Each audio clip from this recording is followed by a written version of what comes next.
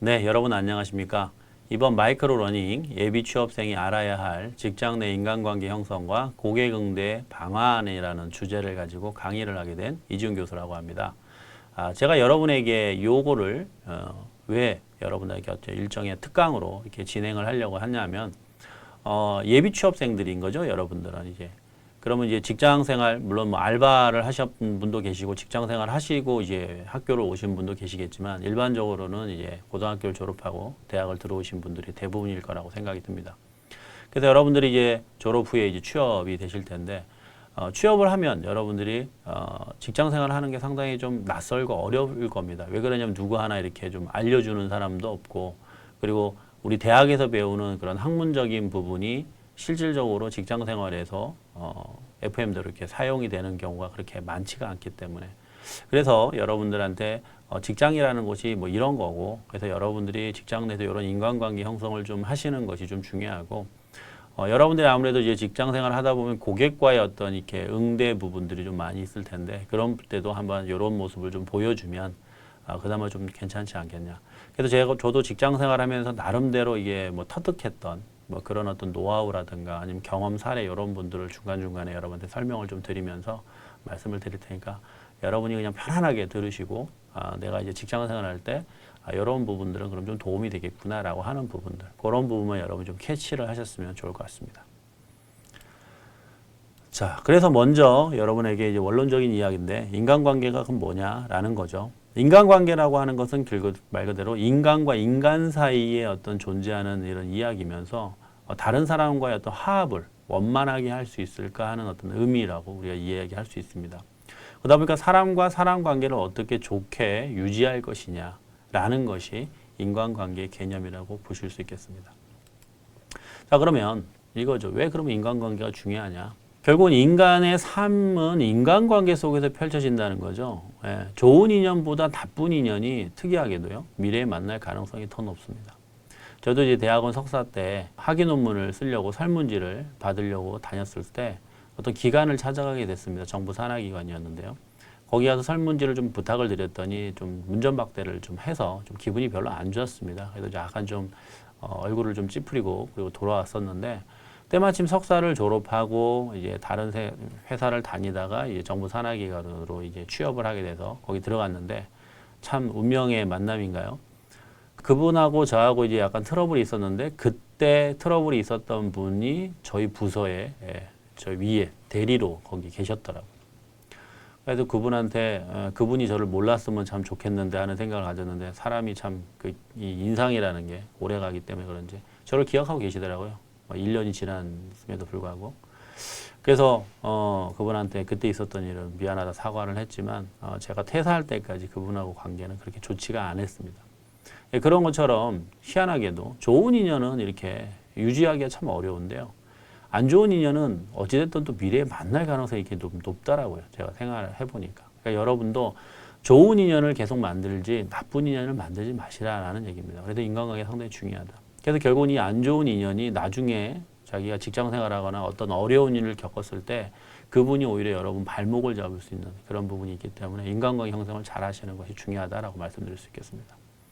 그리고 동일 영역의 사람들과 불필요한 갈등 없이 친밀하고 협동적인 인간관계 형성하는 것이 중요합니다. 아무래도 여러분들이 이제 졸업하면 본인이 어떤 그 학과와 어느 정도 관련이 있는 그런 쪽으로 취업을 하실 텐데, 그러다 보면 거기에서 이제 인간관계 형성을 하셨던 분이 또 어딘가로 가면 또 만나게 된다라는 거죠. 같은 업종이 있다 보니까.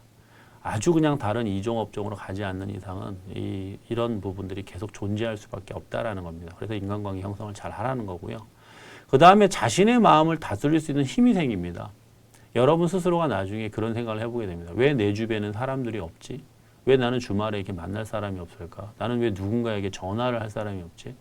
왜 친구들한테 내가 이렇게 좀 도와달라고 요청을 하는데도 왜 안 도와주지? 만약에 여러분들이 이 인간관계에 대해서 한번 생각을 해보게 되면 참 중요한구나, 인간관계라는 것이. 결국은 자신을 돌아볼 수 있는 기회도 된다라는 거죠. 그래서 인간관계가 그만큼 중요하다라고 말씀을 드릴 수 있겠습니다. 자, 그래서 여러분들이 이제 회사라는 곳을 취업을 합니다. 그러면 여러분들이 이 고객이라는 사람들을 다 만나게 됩니다. 더 나아서 이야기하면 본인을 뺀 모든 사람은 여러분 고객이라고 보셔야 됩니다. 집에 계신 여러분 부모님 다 여러분 고객이고요. 그 다음에 여러분 형제 자매들도 다 고객이 될 수 있습니다. 여러분 회사 들어가면 회사 동료들도 다 고객이 된다는 거죠. 그만큼 그분들의 마음을 이해해주고 파악하는 것이 그만큼 중요하다는 겁니다. 그래야지만 그분들 관계도 상당히 좋은 관계를 계속 유지할 수 있다는 거죠.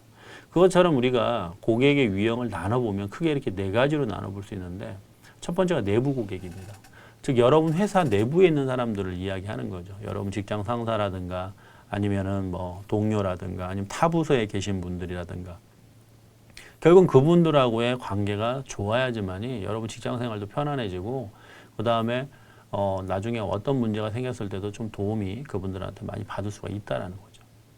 그리고 실질적인 이제 고객인 거죠. 중간 고객. 여러분들이 이제 그 직접 B2B 형태의 만약에 회사에 들어가게 된다면 중간에 거래하고 있는 거래처들이 있을 겁니다. 그 거래처와의 어떤 관계. 결국 그 거래처가 중간 고객이 되는 거죠. 그분들하고 관계가 더 좋아야 여러분들이 일을 할 때 상당히 좀 편안하다는 거죠. 지원을 받을 수 있기 때문에. 근데 그분들이 지원을 안 해주겠다 그래버리면 되게 피곤한 일들이 생긴다는 거죠.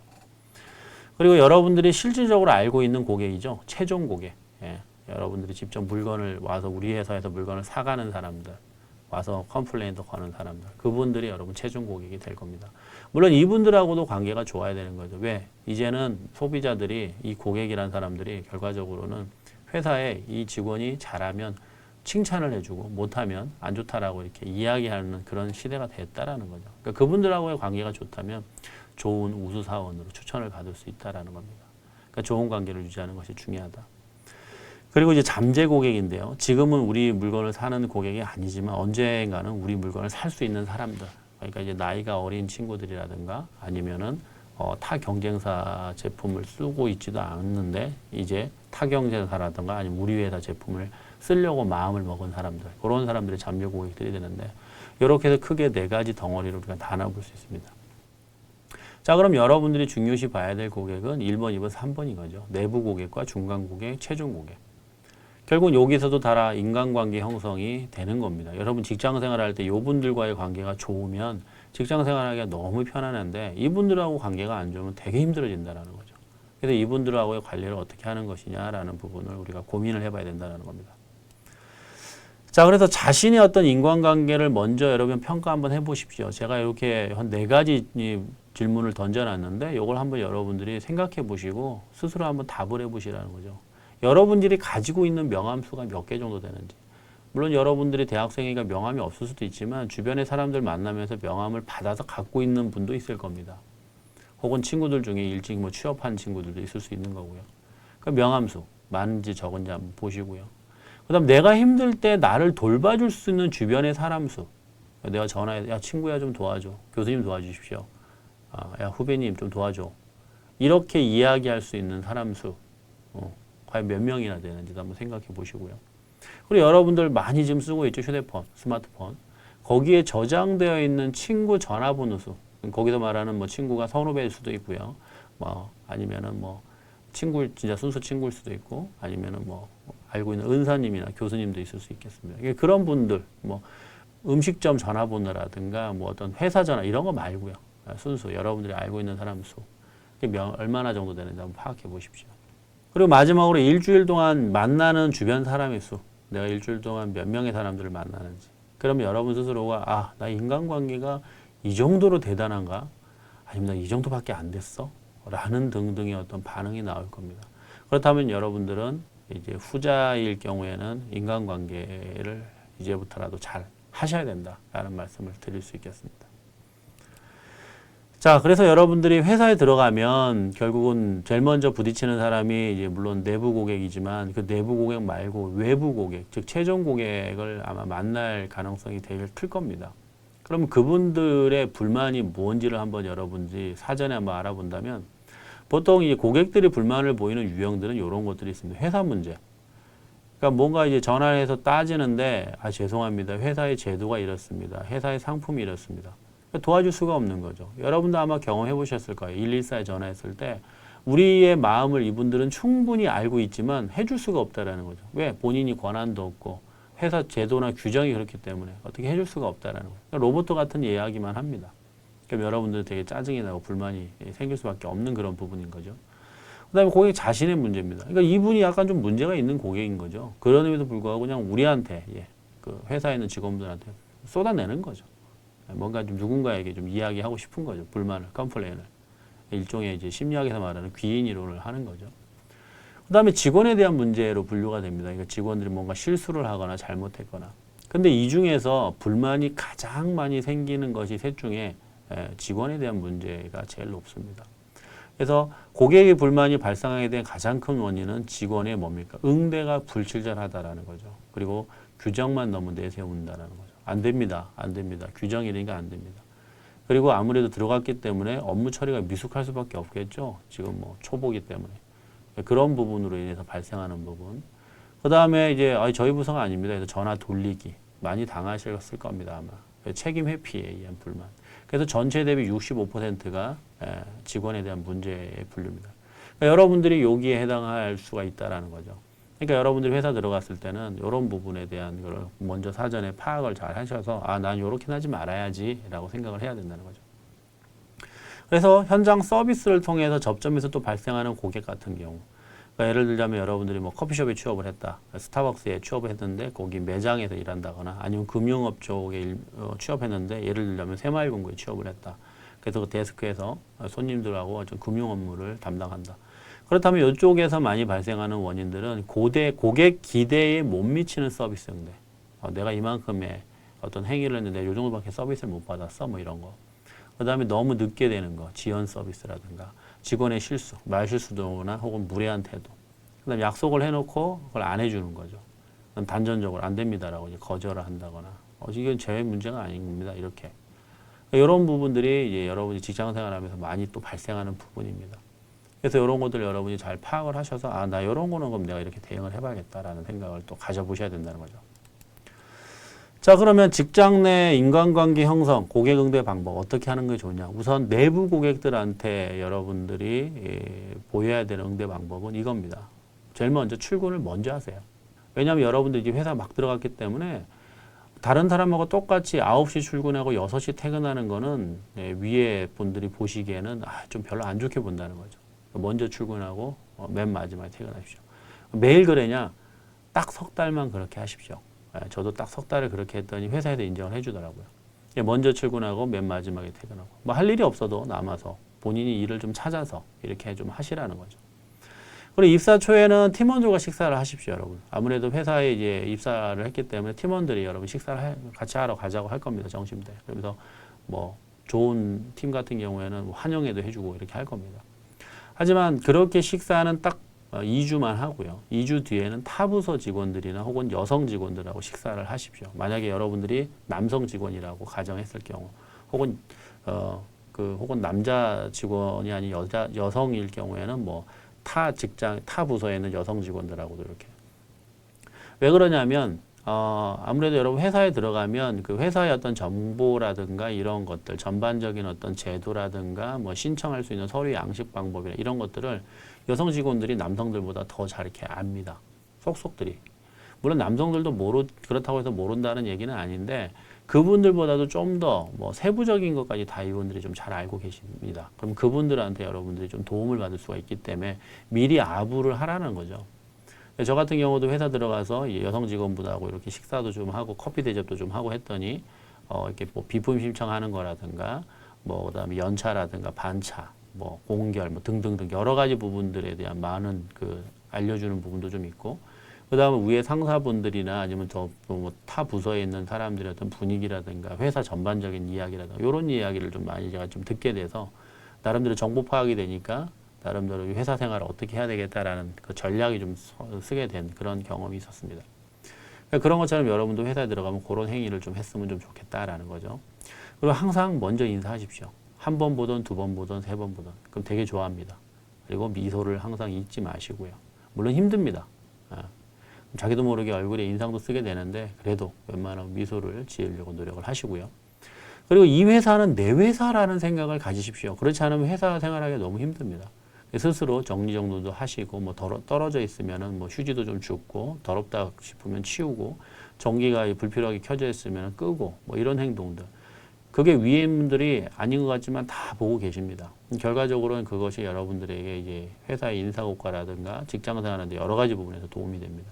그리고 월요일이 되거나 혹은 금요일이 됐건 일주일에 한 번씩 팀회의라는 걸 합니다. 그래서 주간 보고를 하게 돼 있습니다. 그럴 때마다 여러분들이 팀에 대한 여러 가지 이야기가 나올 텐데 그때마다 여러분이 도전적인 모습을 좀 보이십시오. 물론 내가 못할 수도 있겠지만 그래도 한번 해보겠다라는 그런 모습들을 보여주는 것이 팀원들에게 상당히 칭찬을 받을 수 있는 부분이라는 거죠. 그러면서 한 발짝 살짝 물러나는 거죠. 옆에서 좀 도와주십시오라고. 그러면 안 도와주는 사람이 거의 없다라는 거죠. 그리고 여러분들이 회사 들어가면 명함을 여러분이 만드실 겁니다. 그럼 명함 관리를 좀 잘 하십시오. 그러니까 이 사람 저 사람한테 명함을 주고 여러분들 명함 받으실 건데 받으면 거기에다가 저도 지금 그렇게 하고 있는데 날짜, 몇 월 며칠 날, 뭐 때문에 이 사람을 만났는지 그걸 간단하게 적으십시오. 그리고 명함첩에 넣으시면 됩니다. 넣기 전에 그분한테 문자라든가 저녁에 메일을 한번 보내십시오. 오늘 잘 만났다, 고맙다, 뭐 잘 부탁드린다. 그러면 100이면 99% 답장이 옵니다. 고맙다. 다음에 또 보자. 뭐 이런 식의.